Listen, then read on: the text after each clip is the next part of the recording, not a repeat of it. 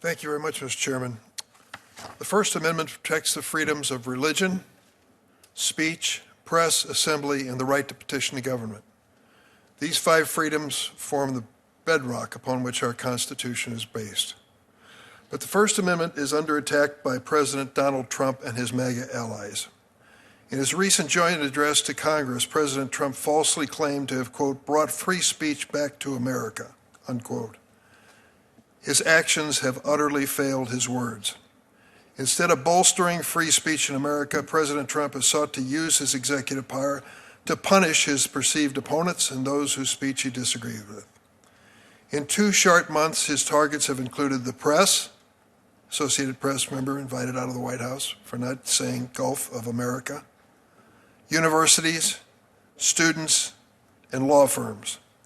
These attacks on free speech and association have a chilling effect and signal to others that if they don't fall in line with the Trump administration's preferred views, they could be next. If you really care about the First Amendment, these actions should trouble you. We all need to take notice and stand up and protect our rights. After the end of World War II, someone asked Winston Churchill, "How do you think history is going to treat you?" He said, "It's going to be just fine.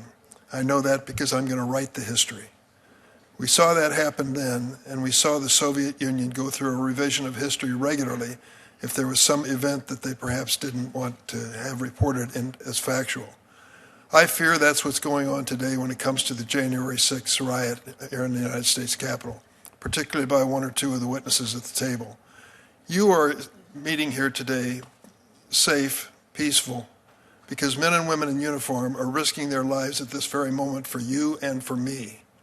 What happened on January 6th to 140 of these men and women in uniform protecting this Capitol? They were beaten unmercifully by a mob. Several of them died afterwards. That's a fact. And the fact should also be realistic too. Anyone who wants to characterize that event of January 6th as, quote, the riot used to launch the war on wrongthink. What in the hell is wrongthink?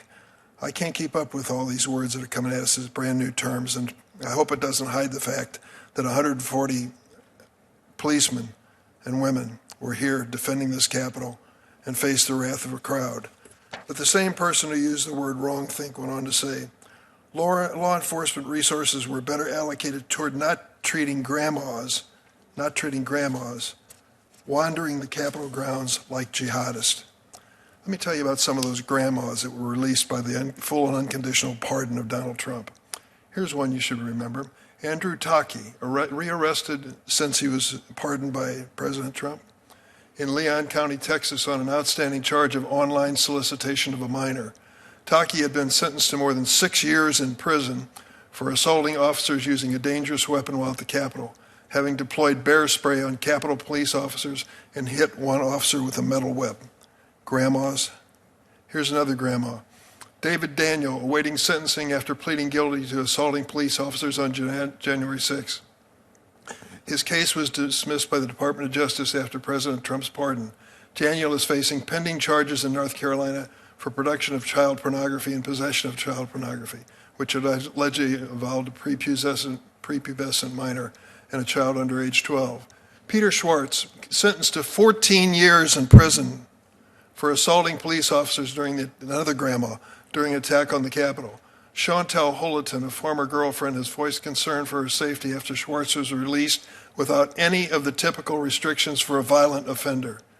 He was previously charged and convicted for threatening his girlfriend and has been described as prosecutors, quote, one of the most violent and aggressive participants in the January 6, 2021 attack, who has a long history of assaulting police officers and women. So we're going to rewrite history now. This is grandmas on a tour of the Capitol on January 6th, like hell it was. I was there, and some of us were there as well. The men and women who risked their lives for me, I owe a debt of gratitude that I can't even express at this point. That is rewriting history. That is a corruption of speech. We shouldn't allow it to occur. I yield.